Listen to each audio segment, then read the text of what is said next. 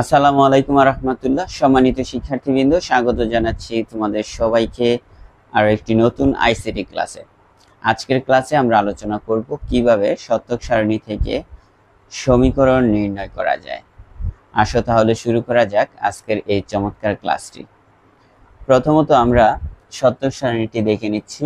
এখানে ইনপুটে দুটি unique variable আছে, একটা হচ্ছে এ আর একটা হচ্ছে বি, আর আউটপুটে আমাদের এফ এর যে সমীকরণটা সেটা বের করতে হবে।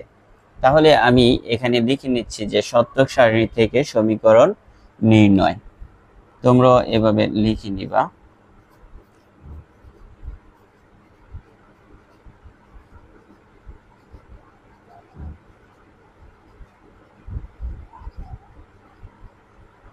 সমীকরণ নির্ণয়। ওকে, শতক সারণী থেকে সমীকরণ নির্ণয় করার জন্য আমাদের এখানে এফ এর আউটপুটটা বের করতে হবে। আমরা এখানে লিখলাম এফ সমান, সর্বপ্রথম আমরা 1 এর দিকে ফোকাস করব। এফ এর নিচে এই যে এখানে দেখতে পাচ্ছ 1 আছে, এই 1 এর বরাবর বাম পাশে চলে আসবা। বাম পাশে আমরা দেখতে পাচ্ছি এ এর বরাবর দেওয়া আছে 0 আর বি এর বরাবর দেওয়া আছে 0। আর তোমরা জানো আমরা আগের ক্লাসগুলোতে বলে দিয়েছি 0 মানে হচ্ছে বার দিতে হবে। তাহলে এ এর বরাবর যেহেতু 0 আছে, এর উপরে বার হবে এ বার। বি এর উপরে 0 আছে, বি এর উপরে বার দিতে হবে বি বার। তাহলে আমরা এটার কারণে পাচ্ছি এ বার এবং বি বার। আমরা লিখলাম এখানে এ বার আর এখানে লিখলাম বি বার। এবার আমরা নিচে নামবো। নিচে 0 আছে, এটা আমাদের কাউন্ট করা যাবে না, আমরা এটা নিব 1 কে আমরা কাউন্ট করব। তাহলে এখানে 1 এর বরাবর এই পাশে 1 আছে, আর 1টা আছে এ এর বরাবর, আর এখানে আছে বি এর বরাবর 0।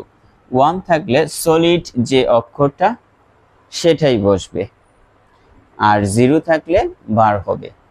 এখানে দেখতে পাচ্ছ যেহেতু 1 আছে, আমরা এখানে জাস্ট এ লিখবো, আর এখানে 0 আছে, এখানে লিখবো বি বার। আর আমরা যেহেতু নিচে নামলাম উপর থেকে, এ জায়গায় নিচে নামলে প্লাস চিহ্ন দিতে হবে। তাহলে A B bar, A B বার, আমরা এ বি বার লিখলাম। এখন আমরা আরো একবার এই উপর থেকে নিচে নামবো। এখানে 1 আছে, তাহলে নিচে নামলে আমাদের যে কাজটি করতে হয় প্লাস দিতে হয়। আমরা প্লাস দিলাম, এরপর চলে আসছি হাতের বাম পাশে।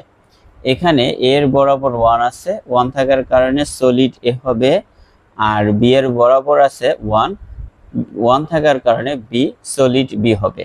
তাহলে এখানে আমরা পাচ্ছি এ বি।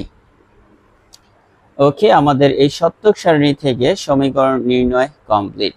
সম্মানিত শিক্ষার্থীবৃন্দ, তারপরেও যদি তোমাদের কোনো প্রশ্ন থেকে থাকে অবশ্যই কমেন্টে জানাবে। আর যারা একেবারেই নতুন আছো এই চ্যানেলে, তাদের কাছে আমি অনুরোধ করছি এই চ্যানেলটিকে সাবস্ক্রাইব করে নেওয়ার জন্য এবং পাশে থাকা বেল বাটনটি বাজিয়ে দেওয়ার জন্য।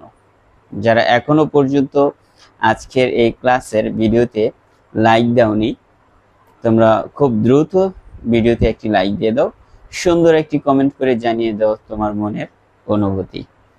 শেষ করছি আজকের ক্লাস এখানেই। সবাই ভালো থাকো, সুস্থ থাকো, নিরাপদে থাকো। আল্লাহ হাফেজ।